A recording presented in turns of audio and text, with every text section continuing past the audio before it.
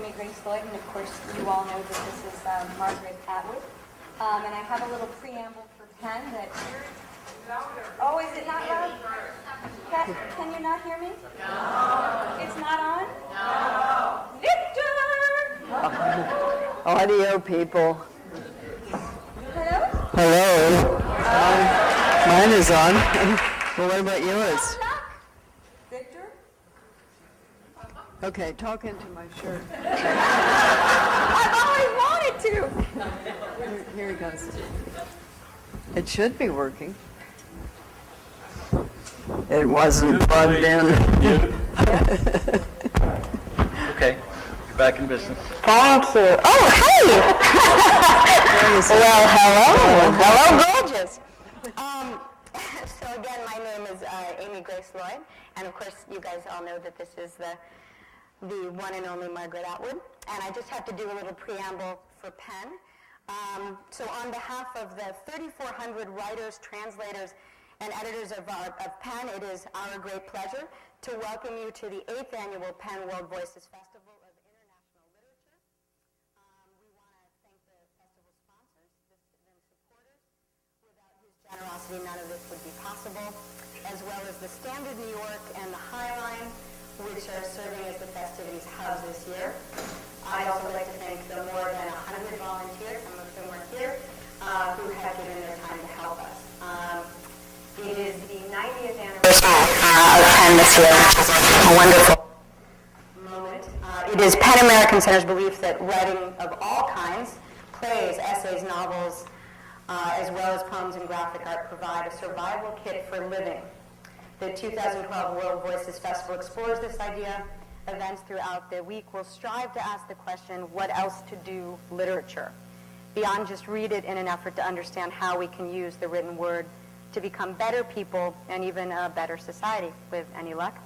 We believe that literature is more than just pages bound in a book, and our events will show how the written word has been a force in art and revolution across the globe.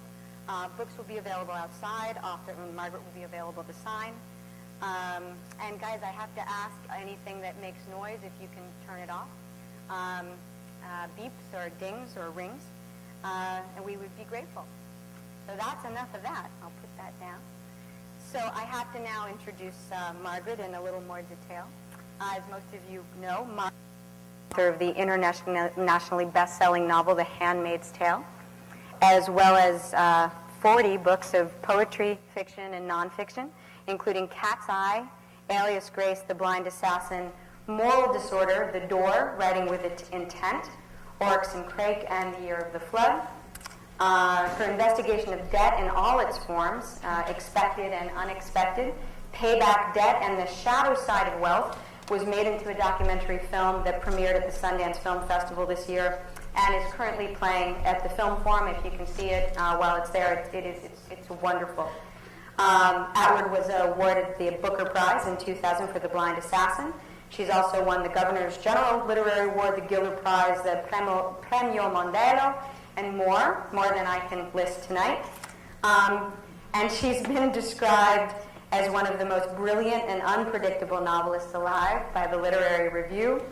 And the Chicago Tribune said of her, she deserves an adjective, Atwoodian, in recognition of her virtuoso wit and unmistakable style. And Jeanette Winterson, in a review of The Year of the Flood in the New York Times, writes, I love this quote, I don't know if you all had a chance to catch this, part of Atwood's mastery as a writer is to use herself as a creative computer, modeling possible futures projected from the available data in human terms, where we are now. Atwood knows how to show us ourselves, but the mirror she holds up to life does more than reflect. It's like one of those mirrors made with mercury that gives us both a deepening and a distorting effect, allowing both the depths of human nature and its potential mutations.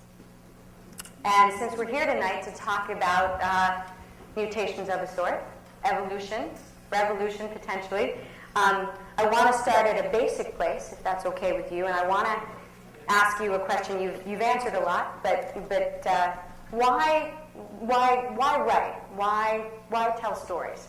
We could start there.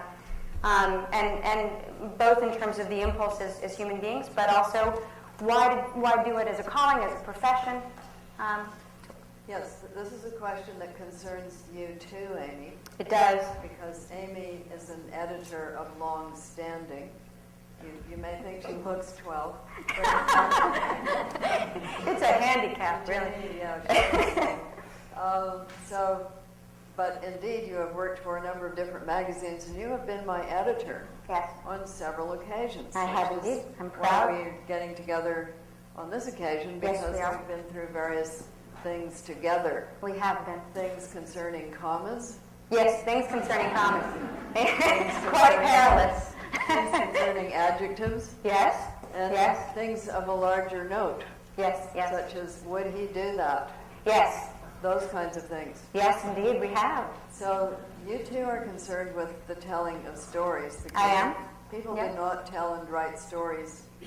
You wouldn't have a job. No, I wouldn't. Or not this one. Hopefully I'd be employed elsewhere. Somebody tried to hire you as a party planner, but you turned them down. I did. I thought I'd be crappy at that.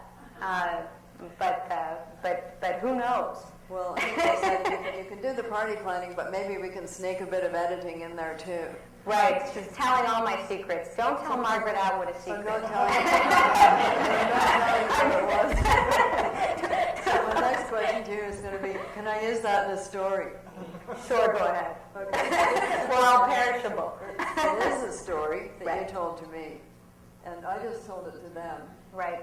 And now I'm wondering whether I can retell it, whether I can tell it for the third time in a mutated form, possibly Right. somewhere else. Right. So the real question is not why write, Right. but why do human beings tell stories? Right. And the answer to that is human beings tell stories because they're human. Right. It is one of the things that comes built in. And you can see what comes built in by looking at the behavior of quite young children. So they all sing, they learn language, they do a lot of physical motion, which might mean that they will grow up to be ballerinas, and it might not mean that.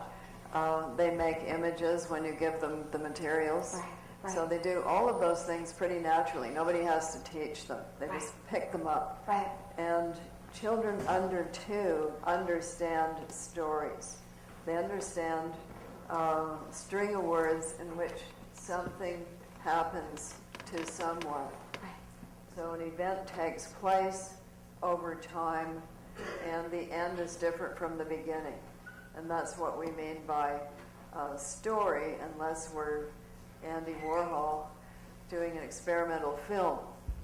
But even so, time passes. Right. And if you think that nothing is happening in Waiting for Godot, Right. think again. A lot happens in it. Sure. It's just that they're talking about nothing happening. Right.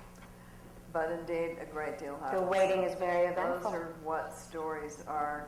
Or as Leon Adele said about Henry James, if it's a novel, there's going to be a clock in it, Yeah. which means that stories take place over time. Right. That just seems to be something that we evolved because it was to our benefit in the Pleistocene.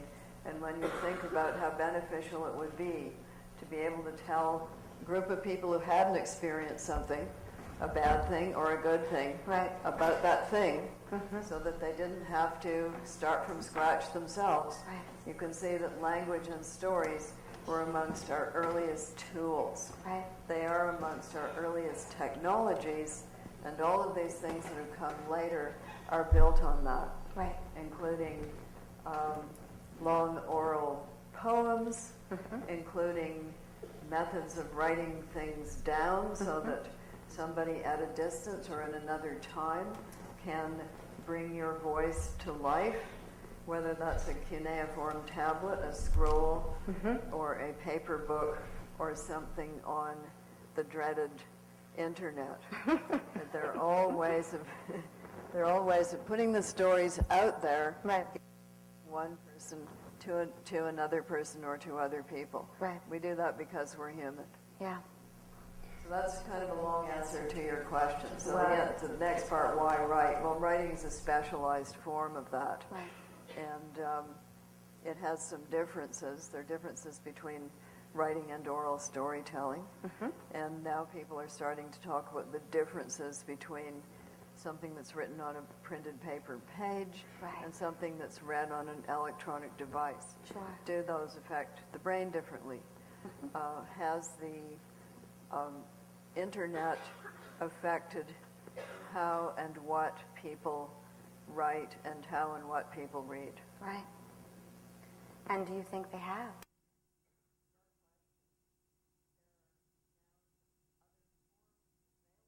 There and different ways of disseminating them. And it has even brought to life some areas that people had thought were dead.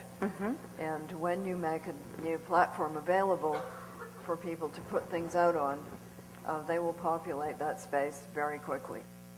It's like bed bugs. No, it's not like bed bugs. I hope it's not like that. Make the space available and things will move into it very quickly. And if you shut something down, Yep. then you cut off that method of expression. Right. Point being, when Oliver Cromwell closed down the English theater, much to everyone's surprise, people stopped writing plays. Yeah. How could that be? When there were a lot of Russian magazines Yeah. in the 19th century, they published short fiction. Had they not done that, no Chekhov short stories, because he would not have had a place to publish them. And not incidentally, those places paid him money. They paid him money. That was important to him. Of course, had to He eat. had a family to support. Sure. He said, I write for money. He could ended up a party planner. Well, he could actually, he was a doctor, so maybe he could have done a sort of crossover party planning medical thing. Right. That'd be an interesting hybrid. Look at your tongue. Don't do that. Yes, so that's just a basic thing. And I remember that quite well because in Canada in the early 60s, there were very, very few places that published short fiction. Right. And they did not, the very few places that there were not places that paid you a lot of money. Right.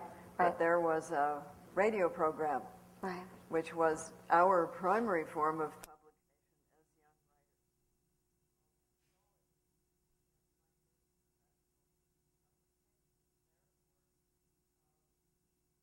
My very first one was in a magazine that didn't pay me anything, but my very first one for which I got paid was a radio program.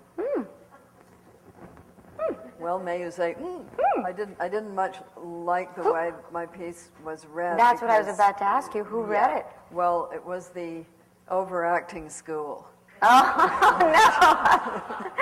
actors refer to as helping the old boy out. Oh. You know, basically, writers need help, so you have to gasp. You have to do a certain amount of gasping. And Did they gasp in the right places? no, Oh, no, but sorry. so there are differences between reading on a page Sure. and things can be very well read. Right. Well, They your can be. answer, the disappearance of platforms for things, we have to revisit that. How you read, how you receive stories in different ways, depending on whether you're hearing them or you're reading them, whether you're reading them in print, whether you're reading them on a device. I want to revisit all that, but one of the places I was hoping to go with you in terms of why write, and if someone's making the decision to write now, how is that different from, do you think, from having made the decision to write when you were starting out, given that this is the information age, since that it feels, as a friend of yours was saying today, that there's such an overwhelming amount of information, that there's so many ways of communicating that one might feel compelled, there's no gun to their head, to keep up with this sense of participation, even performance, by way of social media. What kind of challenge does that create for a developing would-be writer? Okay, are we talking about somebody who has already written something? Can we do both? Sure. Okay. How old is this person? Oh. Let's go with they're in their 20s. They're in their 20s. Right, that this would be the one who's not yet arrived, and then we can go with someone in their 30s if you'd like. Maybe they've published Okay. one thing. Well, if you're going to put yourself out there on social media, it's not going to be much good to you unless you've actually written something that you want people to read. Right.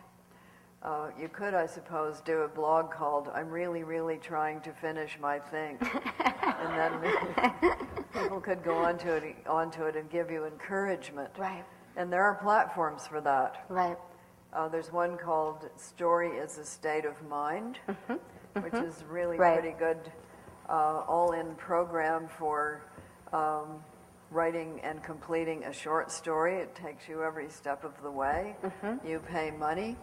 You download, you get something like the Rosetta Stone language program, combined with a social interaction in which other people doing the same program can read your thing and say, "Keep on with it, Amy," things like that. God bless them. So yes, and that is actually, I'm not scoffing at it because everybody writes for someone. Otherwise they wouldn't bother. Even if they're writing a diary, Right. if they don't want anybody to read it, they burn it. Even if they leave it in cipher, as a lot of diarists have, hidden somewhere, they're postulating a reader in the future. Right. So everybody does write for somebody. Right. And Nabokov's novel in the vault that no one burned. You yeah, assume. no one burned. Right. Yes, and we think that Emily Bronte wrote one that somebody did burn. That would be Charlotte. We're quite annoyed about that. Sisters. If you don't want anybody to read it, either you don't write it or you destroy it. And if the reader is only yourself at a future time, you're still writing it for somebody. So putting it out there and having people comment on it is Right. not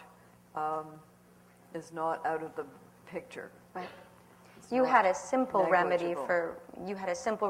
for the competing devices and ways of communicating, which was. Well, you can turn them off. And Does that you will- take a great you will act get of a will? lot of people telling you, you have to do this. Right. Actually, there's nothing in this field that you have to do. Nobody is making you be a writer. You're not chained to the galley. Nobody's making you do social media. They may be suggesting it. Right. They may be urging it. They may be lecturing you. But when did that ever coerce somebody who was dead set against doing whatever it was? So you actually don't have to do any of it, and it's not for everyone. Let me bring in some dissenting voices. I had mentioned to you that Jonathan Franzen has said, it's doubtful that anyone with an internet connection at his workplace is writing good fiction. The internet brings lots of vulgar data. It is the antithesis of the imagination. It leaves nothing to the imagination. Actually, it leaves quite a lot to the imagination. He hasn't looked at Twitter, has he? No. Oh dear. People put up pictures of their cat. They do. You know, this is me. My name is Meow Meow. Who is this person really? You know, do we think it's actually a cat writing at the keyboard? No. The person did a picture of their feet. Well, My name is Poopsie, and this is my picture, and it's their toes. What's going on? You who've written so much about bioengineering, I think we could leave open the possibility that someday a cat may yet That may tweet. happen, but it Yeah. hasn't happened yet. All right. Well, I won't argue with you. Among your many fans is Richard Powers, and he and I corresponded, and he knew that we were going to do this together, so he had a question for you, which is in some way rephrasing some of the things that we've talked about. But Richard Powers is a novelist. Richard Powers is a novelist. I have reviewed his novel. She has. There's a very good review of Margaret's on The Echo Maker that you can find online on the New York Review of Books. It's on the New York Review of Books. Who is that? Cut it out! Here's Richard Powers' question. Horace famously said that literature's role was to instruct and delight. We are moving headlong into a world where all formal knowledge is available anytime and anywhere to anyone with the means. How does that change the instructional role of literature? what does the internet do to the novel's relations with information? Well, no. First of all, you can't believe everything you read on the internet. Yes, that's important. There isn't a control there. Second, you never know who you're actually talking to on the internet, or you mostly never know. Right. When I first went on Twitter, there were two other Margaret Atwoods. Yes. One of them with my picture. So I had to... Yeah, Margaret, what did you them do? out. Well, that's my secret. But they're not there anymore. Now, she won't keep your secrets, but she'll keep a lot. They're not there anymore. But then I had about 3 months of people saying, "It's not really you, is it?" And then I would say, "Yes, it is." And they would say, "How do we know?" And how did you prove to them? You can do something called getting quotes verified on Twitter. You got a little check mark. But it does sound like something out of an unpleasant sci-fi novel. Yes. Have you been verified? Yeah. Yeah. Were you? Yes. But it took I a just while. want to make sure it's really And then you. there were conversations that went on between the feet and the cats, and they said, it has to be her because she's been verified. This is the kind of thing. Sounds awful. This is why I don't tweet. Anyway, so This is how you get 319,000. This is the route to 319,000 Twitter followers. That's how many followers Margaret has on. But they may all be the same person. Are really tired. We don't Someone. as I say, we don't actually know Exhausted. who they are, although Right. some of them are in this room. Hands up, Twitter followers. You Wow. see? I did not lie. See, there's more than one. I did not lie, but they may be lying. Have you all been verified? Well, we'll take names afterward. Anyway, they are a jolly bunch, and I like my group of Twitter followers, and it is the thing that self-selects, Okay. so that the people who really aren't interested in you don't follow you. Right. You may get some people who are unhelpfully interested in you. That is a different thing. Right. Can one have a Twitter stalker? One can block such a person. It took one a little while You are a to tricky find lady. that out. Well, my other Twitter followers said, you can block them. Yeah. What? I said, how do you do that? Well, you go... They're very instructional. They'll tell you the answer. So yes, does it interfere with my writing? Not really. Right. I think of it as having a little radio station in which you do public service announcements when you're not making typos. You admitted to me that you might be a shade less productive. Did I hear you right when we talked about this once upon a time? Well, I think you might feel a shade less productive, but I'm not Right. sure that you actually are. Your Twitter method, you told me, was to spend about 10 minutes a day doing 10 to 15, but then of course you're tempted to pop back on. Right.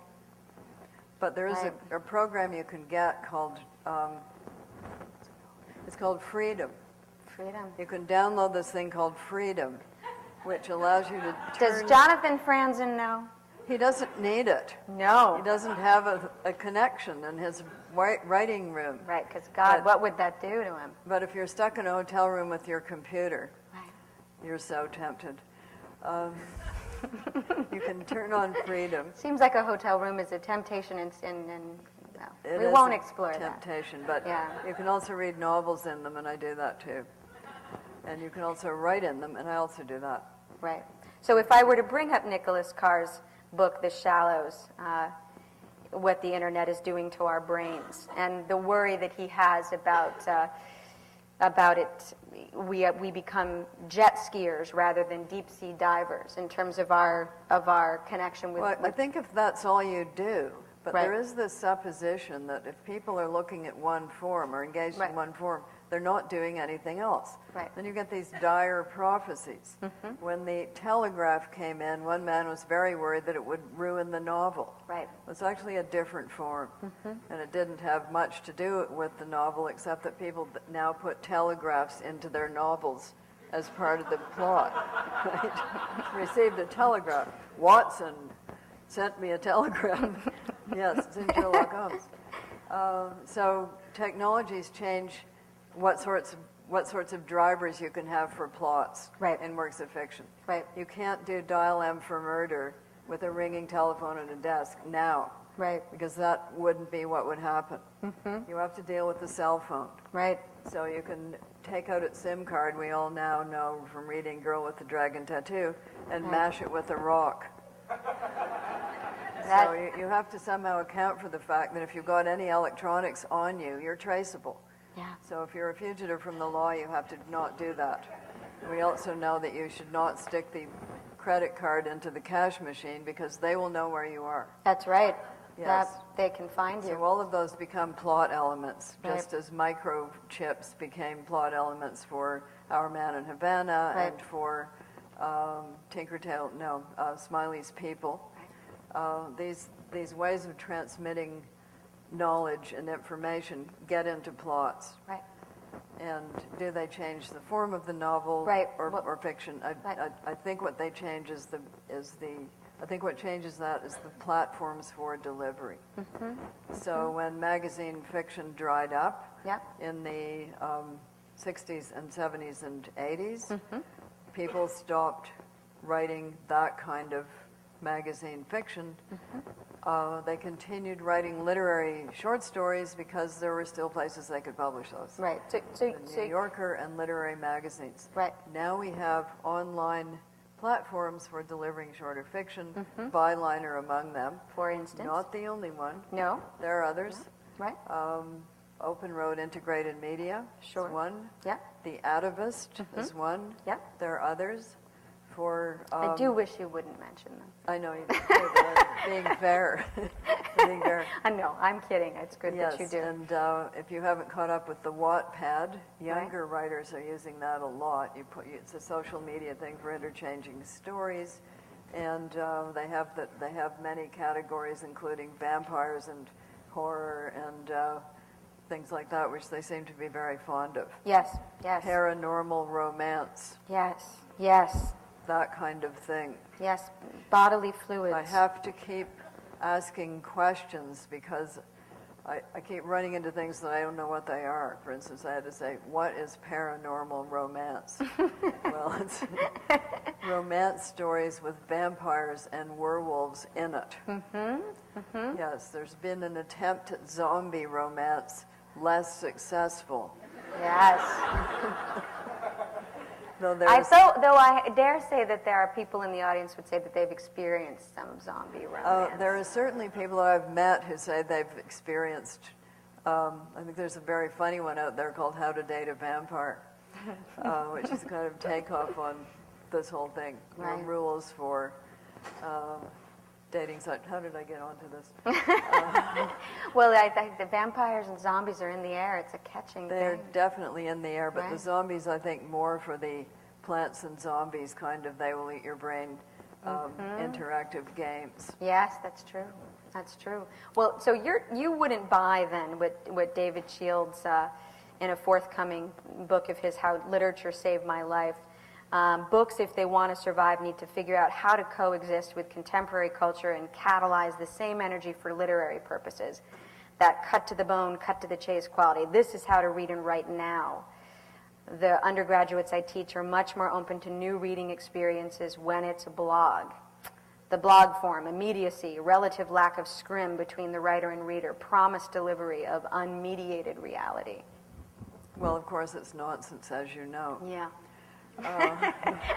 But maybe not But- everyone agrees with us. Okay, well, Right. let's go back to Hemingway and a All book right. called In Our Time, Right.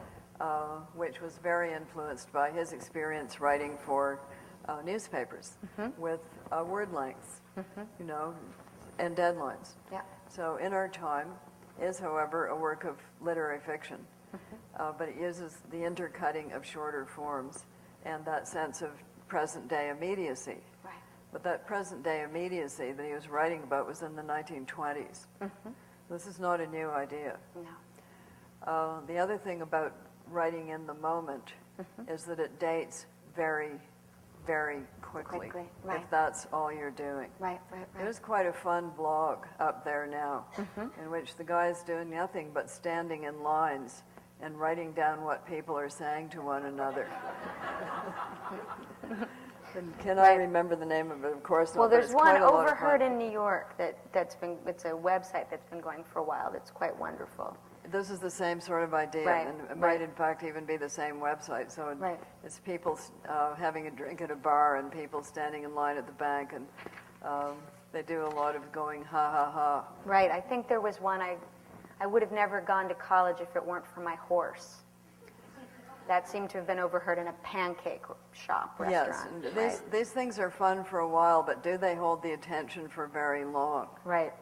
And would you say the same thing about Twitter novels, about novels that are published on the iPhone, that are very popular, it seems, in Japan, but I don't think have caught They on? lend themselves to Japanese. Right. So Right. does the haiku. Right. You know, it's a short, condensed form. Right, and maybe a different relationship with... It's a well, the thing with that, and there's a man doing it on Twitter who has a website called, was it Very Short Fiction? Somebody knows this out there. Somebody out there will know this. And his are very clever. But is that all you're ever going to read? Right. No, Right. it isn't. Because going back to stories are about something happening to someone. And if you have a plot of characters of more than 2 or 3, you're going to need a longer form. And if you have a length of time that you want to go into any detail about, you're also going to need a longer form. Right. So it's fun, it's a gimmick. It's like the French author who wrote a novel without using the letter A. You know, you think, oh, that's so clever. But there's only one of those. Right. Right. and yeah. And the reason you read it is to see whether he ever slips up. You know, Right. it's like that. Right. Yeah. So you're not reading it necessarily for anything else in it. It's the Right. gimmick. Yeah, Remember maybe you don't because you're too young, but the musical Gypsy? Right. There's Oh, a no. production number in it called You Gotta Have a Gimmick. Yeah. And in their case, the gimmick was tassel twirling and a Nordic helmet that lit up and things like that as aids to stripping. But how many aids to writing of that kind do we need? Right. You know, how many gimmicks do we need Right. if we have more to offer than a gimmick? Right. And you think people's drive to read and digest stories and the kind of stories they want to read. That's built in. Right. And it I hasn't. also have to say about media, having grown up with Marshall McLuhan, every time a new piece of media hits, Right. people are mesmerized by it. They think, whoa, radio was going to destroy the novel. Right. Television was going to destroy radio and the novel and movies too. And mention Bicycle Face. Would you do that? Oh, yes. Bicycle Face. When trains came in the 19th century, people thought that trains were going to cause everybody to have neurasthenic breakdowns because they were going too fast. When bicycle came in, people got very afraid of bicycle face. And bicycle face was caused by the speed of the bicycle, which would cause your This is a real thing. People We were just talking that we warned could against maybe it. use that bicycle Yes, face. yes. Right. People don't try it in traffic. Right. It may not have the desired effect. But they really did think they were going to get bicycle face. And there are always these scares. Right. When TV came in, and I can remember this because I was a teenager and my parents refused to get a TV, which I was outraged. I said, I will be a social outcast, but I went and watched other people's TVs. But they used to sit in front of the TV with that flickering blue light with TV tables, with TV dinners on them, eating in a mesmerized way. They don't do that anymore. That I have seen. Same. That I have seen. Some people do it at my house. Well, if you're watching something in particular, you Right. do that. But Sure. it used to be just the mere fact of it being on. Right. That it was so Just- mesmerizing. Right. I'm Absolutely. still a bit like that, but never mind. I've never quite got used to it. But then people, it becomes part of the background.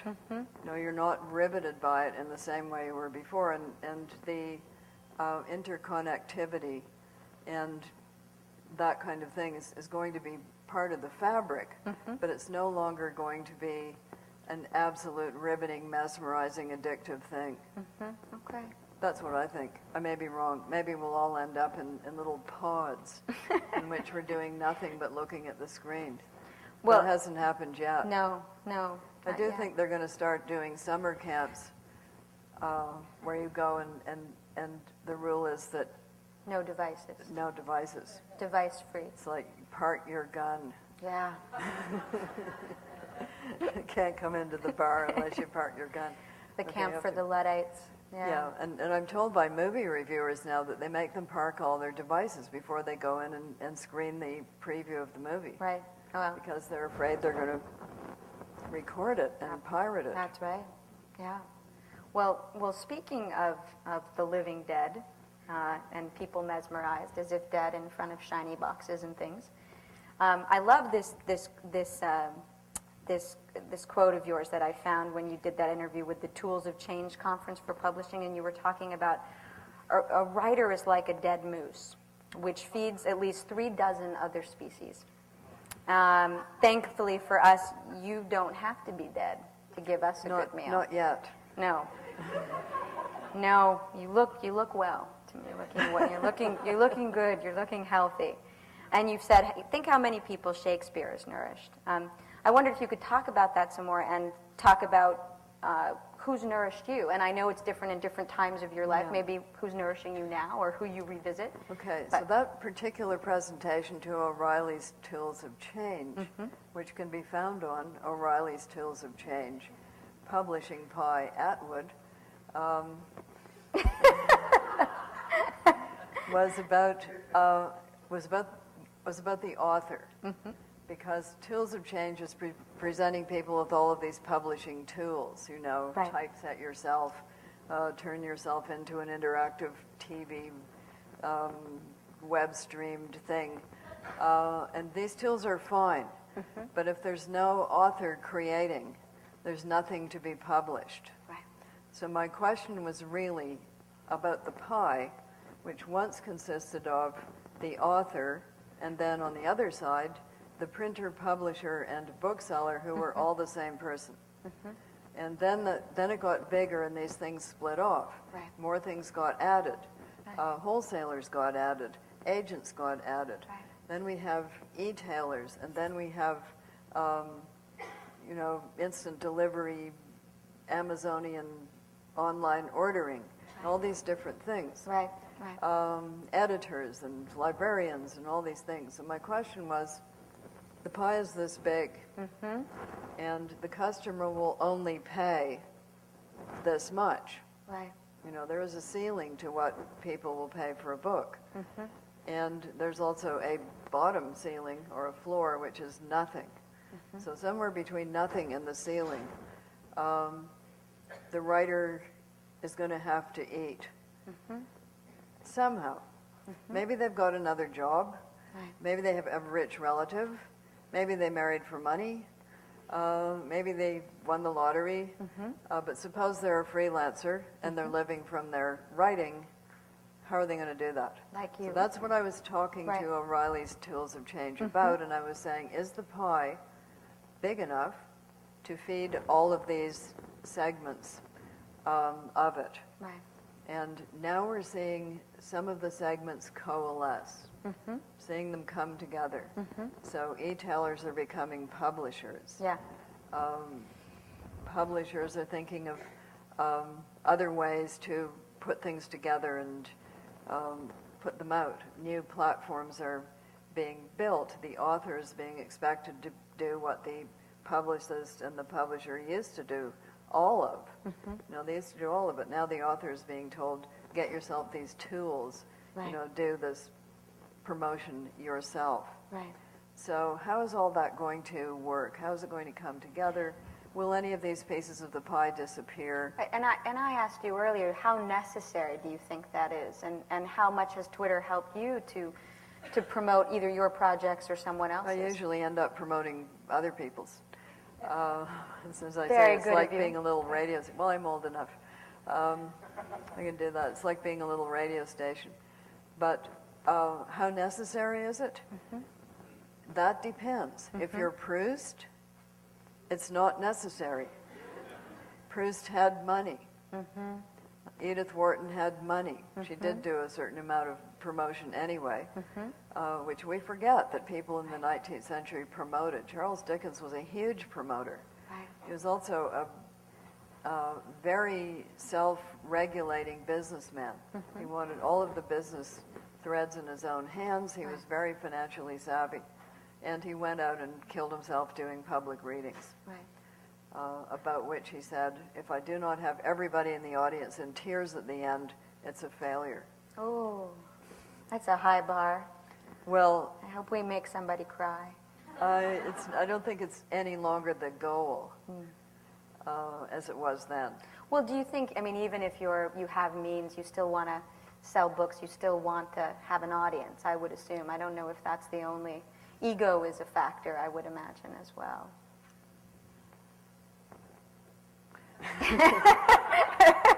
No, not you, Margaret. Oh, of course not. No, wasn't talking about you. Looking at you sideways. I know, I caught that. Okay, so going back, we do get into these habits when young. Right. When young, I lived in a country that essentially didn't have a lot of publishers. Right. We started publishing companies, and we were therefore part publishers of ourselves. Right. And we went around our generation invented the public reading. We started in coffee houses with the washroom door that opened right onto the room where you were reading your plangent, heart-rendering poem just as somebody flushed, but never mind. Get through that, you can actually do anything. Right. And we would sell our own books, which we would cart around in cardboard boxes in Greyhound buses, and we would make change with actual money. There weren't any credit cards then, or pantyhose. This was early days. Early days. I'm just taking you back. I'm taking you back in time. You're taking me to the men's underwear department as well. Yes, that was later. And That we was would later. put the money in We'll tell you about envelopes, that. and we would take Right. the envelopes back and give it to the publishers, and they would put it in envelopes and put the actual cash in the bank. I know this sounds like the Stone Age, but that's what people did. So the idea that your writing life is over here somewhere in Right. the cork-lined room Right. with somebody bringing you these lovely little silver trays as you wrote away, that never happened to me. No. So to me, all of this is just another version of the envelope in the Greyhound bus. It's just a somewhat more convenient version of that. Right. And you still write in the same way, pen to paper or writing on your computer, write when you can. Do you have a set time and none of this? No. No. I wish I did. Yeah. I have a theoretical set time. In theory, Okay. I have a set time. It's never actually worked that way. Yeah. It's inhibiting to me. Now you have to write. Oh, no. Yeah. the alarm goes off and off. Can't I do the laundry instead? Yeah. Whereas when you're doing the laundry, that can be quite an impetus. Yes. I'd Better. rather be writing. Yes, Right. like that. Right. Okay.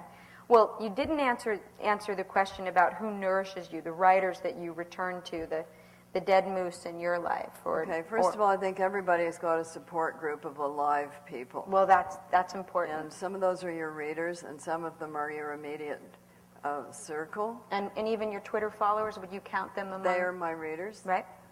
Even if they're only saying, never read any of your books, Margaret, but I like your tweets. Well, they're very honest. You got to give them that. Well, you are somewhat more blunt. Despite the cat picture. Well, because of the cat picture. Right. You're often more disguised. blunt because nobody actually knows who you are. Right. And people can be actually quite a lot ruder through social media than they would be face to face because they think nobody can see them. And that nobody knows who they are because Right. they're a cat, right? Right. They're a cat. Well, We said live people, no dead people nourishing Oh, you? yes, a lot of dead A people. lot of dead people. Yes. All right. Shall we hear about some? Well, you could, but it would take a really, really long time. Why don't you pick 5? Okay, pick an age of my life. All and I'll right, let's tell go with now. you. Now. Yeah. That's not fair. Why? Oh, 'Cause I can't remember what happened yesterday. All right. All right. The hell with that. Well, yeah. Something happens to your short-term memory, Amy. What city Is it the Where Twittering? am I? Is Who it are the you? tweeting? No, it's not. Come on, fess up. Well, are there people you reread? Oh, yeah. All right. Orwell? Let me grease the pole. Are there people so- you'd like to reread? Yes. Yeah, okay. Lots of those too. All right. Okay, my entire house is full of books. I have to tell you that. Paper books. They're everywhere. Yeah. Yes, on the floor, on the walls, in other rooms, in piles. How wonderful. It's not. Oh, Because sorry. yeah, you have to figure out. I'm If this sorry. goes on any much longer, I'm not going to be able to get out the door. I'm going to be one of those elderly, wizened up people found in the house full of the cat food, except we don't. Well, have I was cats. about to ask you, do you have cats? We have had, but we decided we were too old for that did- anymore. They die among the books. Well, we just didn't want to have that cat food problem. Okay. But we do have the book problem. There's 2 cat problems. One has to do with the empty tins. The other has to do with falling over it in the middle of the night. So we didn't want to do either of those things, especially down the stairs. Oh, my. Bad idea. Yes. Yes, don't do that. No. No. Well, we can't because the cats are gone, but Well, you could. The books are still there. Right. And Good. what you especially don't want to do is move those piles around. Because remember what I said about short-term memory. You will forget that you've done that, and you'll fall over them. So it's very hard trying to figure out which ones to give away. That is the problem with books. Yes. You just don't want to give them So away. you're just not going to give me a writer's name no matter Oh what. yeah, okay, well, okay. All right. Dead ones I will. If I give Okay. you any live ones, Yeah. all of the other live ones that I don't mention will hear about it, Right. and they will be mad at me, Okay. We won't. and they will say, "Why don't you like my book?" Right. Let's stick with the And you'll dead. say, "I do like your book. Well, why didn't you mention it to Amy?" Right. It'll be We like don't. that. We don't want But that. with Shakespeare, I don't have that problem. So And- I'll mention him. I'll always mention Chaucer, who is really the essence that you can see the English essence just crystallizing right there in that Yes. voice. Yes. And then we can go on down through the centuries and how I was ruined by Jane Austen at the age of 12 because I got Pride and Prejudice as a graduation prize. And it does give you the wrong idea that Okay. Yeah. men who are rude to you Yeah. are very nice underneath. Oh. And Yeah, that's dangerous at Also- 12. also, Yeah. also quite rich. Yes. You know, that can be very Yes. deceptive. Do you want to tell us about any of those? I think possibly not today, Amy. Not today. Later We'll have when to come back and do the writer's mind and the. Well, there is a novel thing that I said about time. So I'll just say about that an event that can seem quite tragic when you're 16 can seem quite annoying when you're 30 and rather hilarious when you're 50. And then when you're 70, you actually can't remember who that was.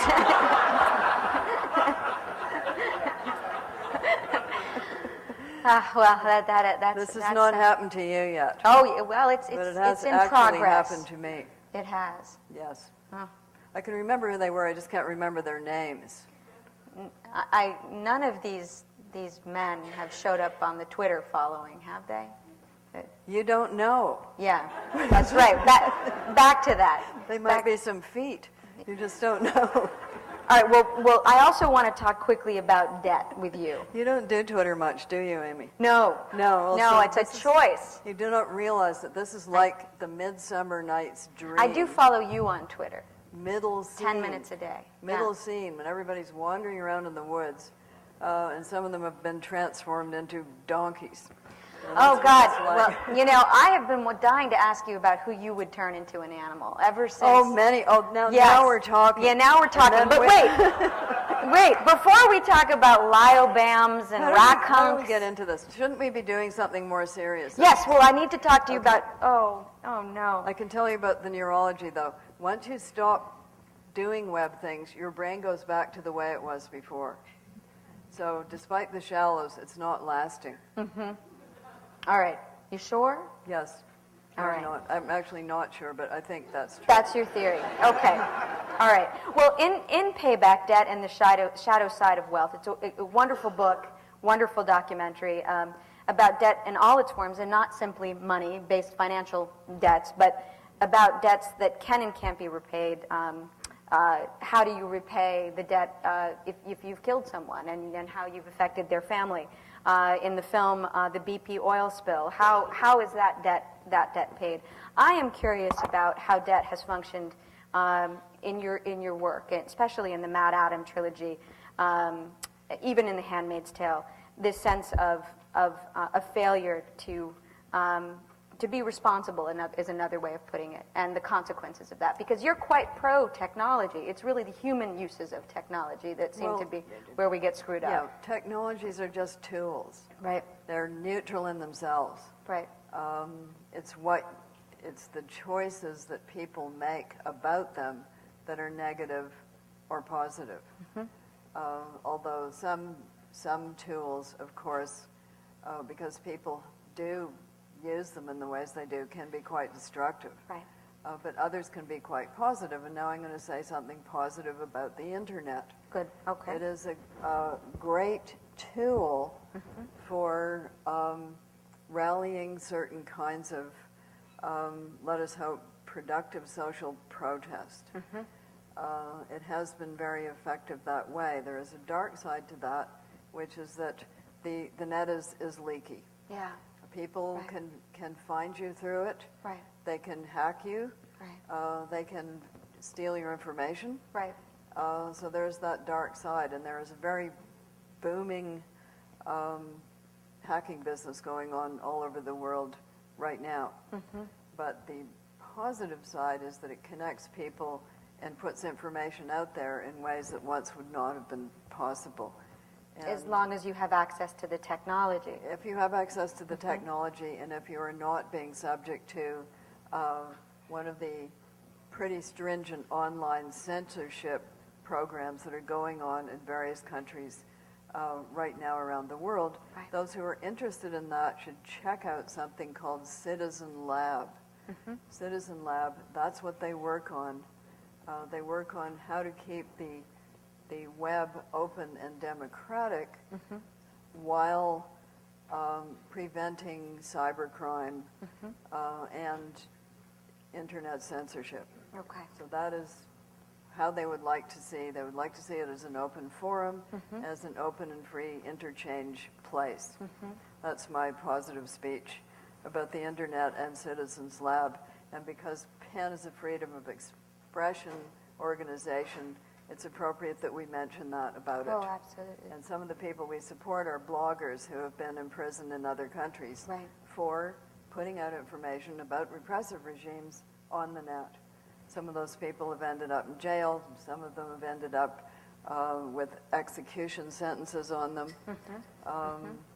So repressive regimes know that the internet can be used as a free expression place, and that it can be very powerful that way. Right, and the transparency it provides for abuses of Well, human we rights. hope that it is. It can Right. also be just an awful provider of misinformation. Right. If you want to read about that, the present edition of Wired magazine has got this hair-raising story about a young Korean pop star who was, through malicious lies, made the target of a very crushing online campaign. Sure, a which lot of he- cyberbullying. which he has, on a massive scale. On a massive scale. Based on lies, and fueled obviously by jealousy and envy. But he has come out of that, but it is a really cautionary tale. Yeah. So that's the dark side. Yeah. The dark side is the hacking, the piracy, the theft, the repression, bright side is the sharing, the democracy, the transparency, the freedom of expression, and the publication platforms that are offered. Right. It's like any tool. Yeah. It's neutral in itself. You can use a hammer to build a house, you can use it to murder somebody. Yeah. It's a hammer. Well, you are a dystopian who is mostly pro-technology, and you've been called... I'm neutral. You're neutral? I examine it. I and you explore make, it. And you make... I guinea pig myself. Yeah. Well, I with was it. about to say you're very conversant in it. You're very fluid in it. So that would strike me as, if you're willing to guinea pig yourself, then that's a vote of support. No, I think old people should do that. No, they're essentially expendable. So if I come to grief with it, I will be a cautionary tale for younger people. Mm-hmm. You know, I can try it out, see, does this work for me? I don't think anyone would think of you as a guinea pig, but that's interesting. I'm looking at you differently. Nobody's making me do it. But it is interesting to explore. Unfortunately, there's no control. So for a really good scientific experiment, I would have to have a mini-me who would look exactly the same as me and who wouldn't do these things. And then we could compare. Okay. Well, I want to wind up a little bit here because it's time for us to ask allow the audience to ask some questions. But I can't resist talking to you for just a minute about rackhunks and wolvogs and lyobams. Gene-spliced animals. Right. They're with us today. And we're working quite hard on human beings. Is there anything you want to tell us, With Margaret? the best of intentions. Right. Of course, we always have the best of intentions, but we sometimes do extremely stupid things with the best of intentions. So is there anything I want to tell you, nothing you don't already know, which is that the ability to manipulate genes is the biggest Pandora's box on the planet. All right. And if you think you can keep that inside the box, good luck. Right. Your teenagers are learning how to color code their nematodes probably right about now. Great. Bright side, you can probably get a whole kidney, heart, or liver grown just for you using new technologies. Already? They're working on it. Can I get it on Amazon? Not yet. Not yet. Wait for it. You'll probably be able to order it that way sooner or later. And then finally, there's one more thing I'd be remiss in not asking you about, which is that you have a startup. And I don't know if everyone in the room knows, and I wanted to ask you to tell me just a little bit about it, because we're obviously running out of time, but also what is it like to be a business person, to wear an entrepreneurial hat on top of everything else that you're doing? Right. Right. So going back to the author. Okay. The author and how is the author to eat their frugal lunch of cheese sandwiches. And Thank God I like a cheese sandwich. Yeah. Going to the fact that publishers want authors and creators in general to do more and more of the Charles Dickens kind of thing, putting themselves out there. Back before there were ebooks or any of this stuff, I worked on how to make book signings remote with the use of video interchange and remote real wet ink signing. And we actually did that. We built it. We did it all around the world, taking authors to places they would never otherwise go, either because they don't travel, because they were somewhere else at the time, because they couldn't travel. Norman Mailer made his last appearance in Edinburgh, Scotland, except he was in his living room in Cape Cod. So we came up on a big screen in Edinburgh, and he said, I hate technology, and I particularly hate this technology. So thanks, Norman. We realized it was because he was somewhat deaf, so we turned up the volume, and then he looked out of the screen and he saw these 700 enthusiastic Scots, and he burst into full Normanhood and gave a wonderful rant, and then he signed their books, which were in Edinburgh, except he was in Cape Cod. Fantastic, yeah. So doing that, which has now moved over into, believe it or not, remote signed mortgages. Yeah. Yeah.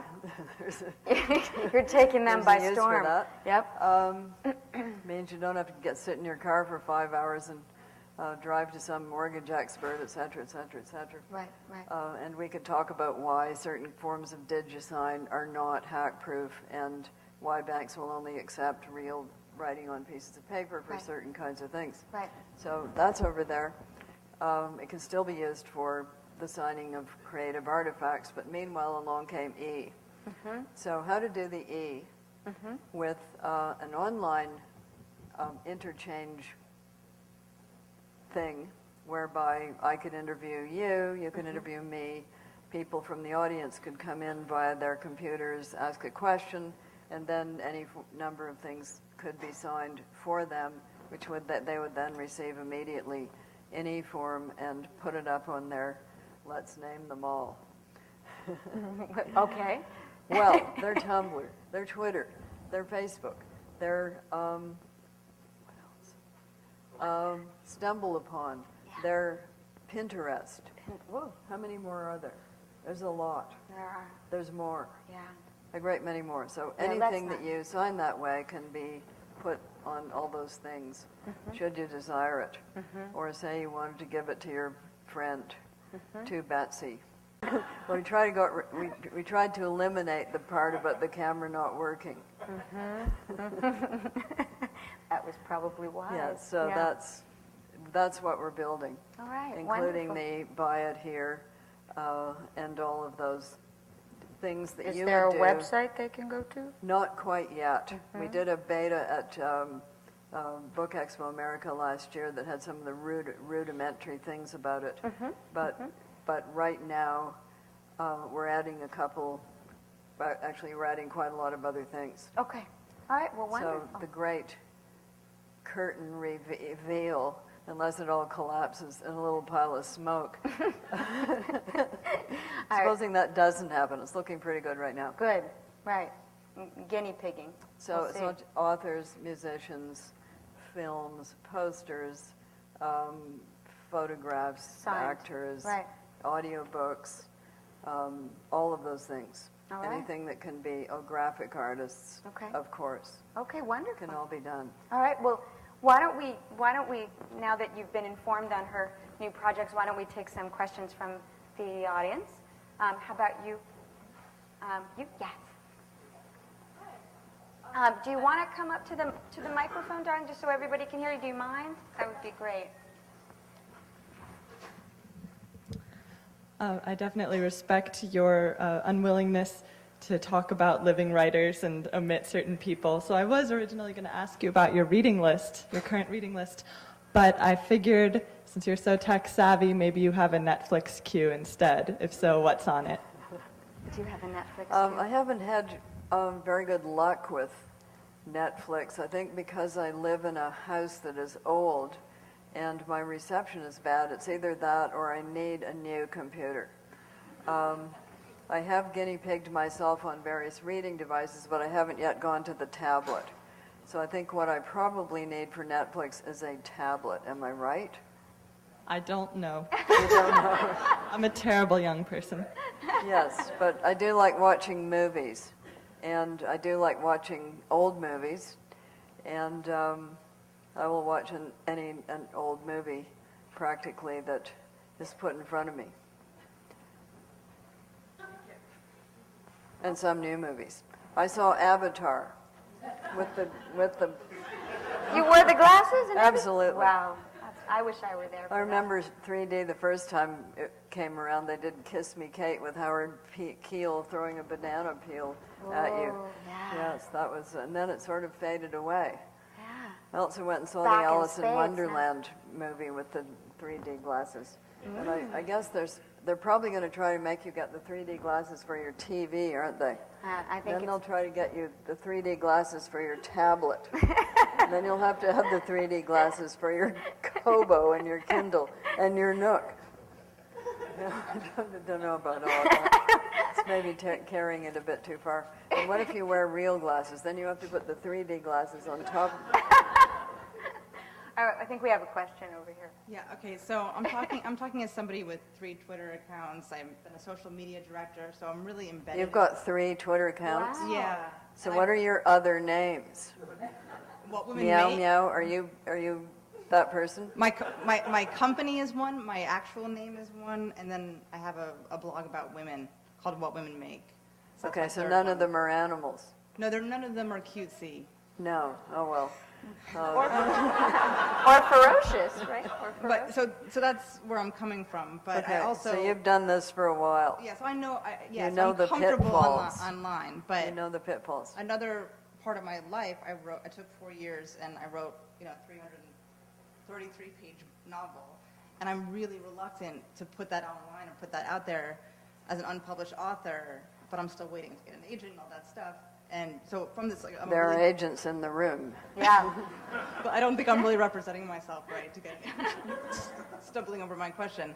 But do you think that a piece loses its integrity if it's a novel, a fully baked novel, to put it out there online or seed it up? It feels like you would diffuse the integrity of a piece by putting it out there on these platforms other than, So are you talking about serial publishing or are you talking about e-publishing? I'm talking about being a writer and this idea that you can put your stuff out there like a full novel without an agent or without the Yeah, powers that people be- are doing that.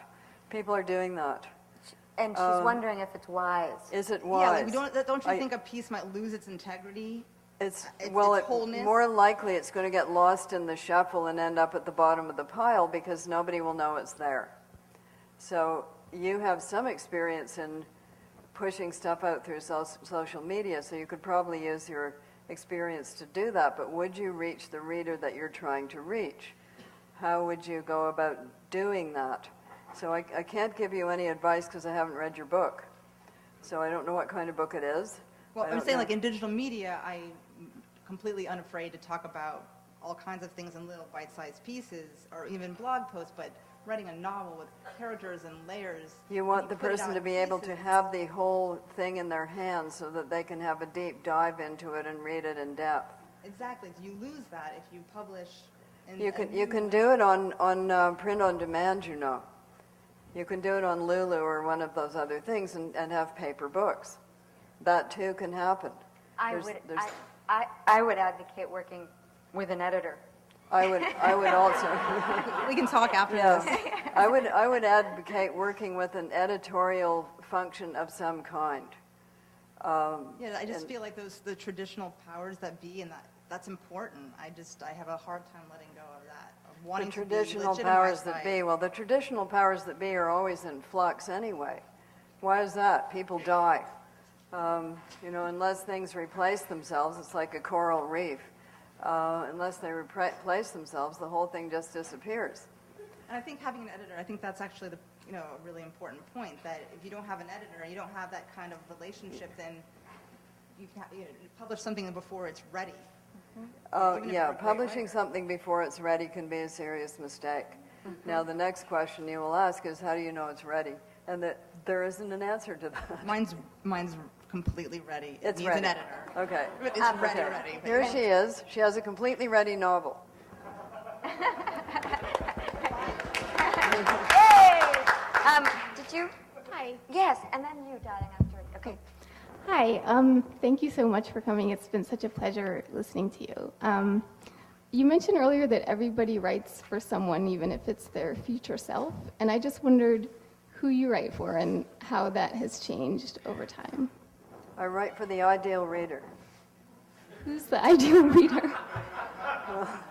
The ideal reader, I used to think the ideal reader was this old man who lived in the clouds, and that he knew everything, and would give me an A, you know, like that. I like Then I realized that that person didn't exist. But the ideal reader does exist out there somewhere. It's just that you don't necessarily know who that person is.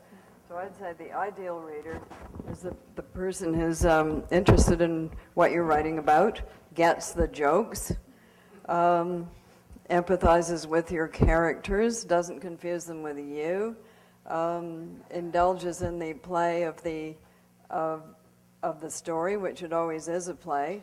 There's always something you don't know at the beginning, so you, the reader, are always on a quest, going through the book looking for what's going to happen next. So that's who the ideal reader is for me, and I know they're out there, and sometimes they sure, some of the people on Twitter sure sound like the ideal reader. Couldn't put it down, that's the ideal reader. Laughed at the funny parts, that's the ideal reader. For me, the ideal reader is not the one who says, well, this was a very serious book. Or the one who says, well, this was a very frivolous book. Somewhere in between. So that is who that person is. It's the ideal reader for you. For you. May not be the same as the ideal reader for me. And that is the really remarkable thing about books and readers. It's very much not one size fits all. It very much is each reader is an individual human being, and so is each writer. So it's always a one-on-one, and all this talk about, you know, the massive readers and the audience and all of that, you're still just dealing with one reader at a time. And that's the person who's going along with you and being with you on their interpretive reading, which is what it is. Just as when a violin player plays a score, that is that player's interpretation of that piece of music. So the reader is your interpreter, and therefore you want the ideal reader to play your piece as beautifully as it can be played. That's their reading of it. This just came to me by email today, called Death by Kindle. And I wasn't aware that Amazon has just dropped the distribution of alternative literary presses, small presses, from their distribution. They've decided to discontinue a lot of ebooks that small literary presses were doing. All of a sudden, they've been cut off from their income. And this writer, I'm just saying what he's saying because he does the Santa Fe Writers Project. And this just came to me. I don't even know if I know him or who he is, but he's writing this article, Death by Kindle, and there are many such. Since March, Amazon has decided to just drop a lot of small presses from the ebook industry. And he's very concerned that once again, the bigger presses will be controlling all of our literary tastes. You know what the Chinese say? Yeah. The character that says crisis is also the one that says opportunity. Uh-huh. And that, to me, is a great big opportunity that just presented itself to small presses to get together and make their own e-retail store. What are they waiting for? Mm-hmm. They already have the e-books. They just need to put a website there where people can go if they're looking for new small press, new writers, and everything that's new. They should form a cooperative. I'll give them that advice. Well, not even just a cooperative. You know, somebody could just start the e-store, and it'll be the e-store for those presses. Yes, there's really hundreds of them that have been dropped. Yeah, well, there they are, and collectively they have a lot of books. Yeah. And people who are scouting, you know, people are looking for the unknown and the undiscovered yet, the next thing, that's where they're going to go, including agents, including publishers. That would be a real service for somebody to start that. Mm-hmm. Of course, they've just suddenly been deserted after becoming dependent on Amazon. And there's hundreds of small presses that this is happening to after they began to make their living from ebook. So it's going to be a transition phase if they can do that quick enough to survive. They should do it quite quickly. Yeah. What are they waiting for? But you know, they're not the only ebook store. What about the Nook? What about the Kindle? What about Sony What about the Sony Reader? What about iTunes? What about the But iBooks? of course, he's making the point that Kindle is still the biggest bestseller for their ebooks, for the small Well, presses. then that will rearrange itself. Yeah, it You know, will. none of this- Hopefully fast enough for them to survive. Well, that'll be their challenge. I mean, none of this stuff actually scares me because when we started from zero. You know, so you start something, you build it up. Okay, This thank is you. One more question, the last question, then I think we have to, yep. Is this okay? I've recently started reading a lot of crowdfunded fiction on the internet on places like Dreamwidth and various websites. I was wondering what you think of crowdfunded fiction, which tends to be more serialized and tends to be funded largely through tip jars or subscriptions or things like that. Crowdfunded fiction. It's back to the old storyteller tradition, in which the storyteller would sit in the town square with their cup, and they would tell stories. And if people didn't like their stories, they wouldn't give them any more coins in their cup. And if they did like their story, they would egg them on. Or to take a somewhat more dire version of that, Scheherazade, who had to interest the audience or she was going to get her head cut off. Right. So it's like that. And it's the same principle. Things used to be serialized a lot in magazines and in newspapers. Dickens used to serialize himself in the early days. That's how he wrote. He wrote in numbers, and if people lost interest in the novel, it was discontinued. Right. And same with serializations of all sorts of different kinds.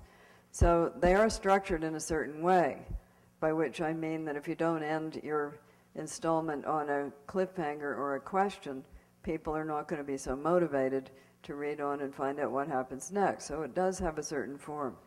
But I think it's innovative. It's an innovative approach, and it's the return of the pulp serial, if you like, in a different form. Thank you. Oh, okay, guys, we're going to close, and we're selling books outside, and Margaret's actually... Radio serials, same Yeah. thing. Margaret's going to sign some books as well, so we'll see you outside, hopefully. Thank you. Thank you very much.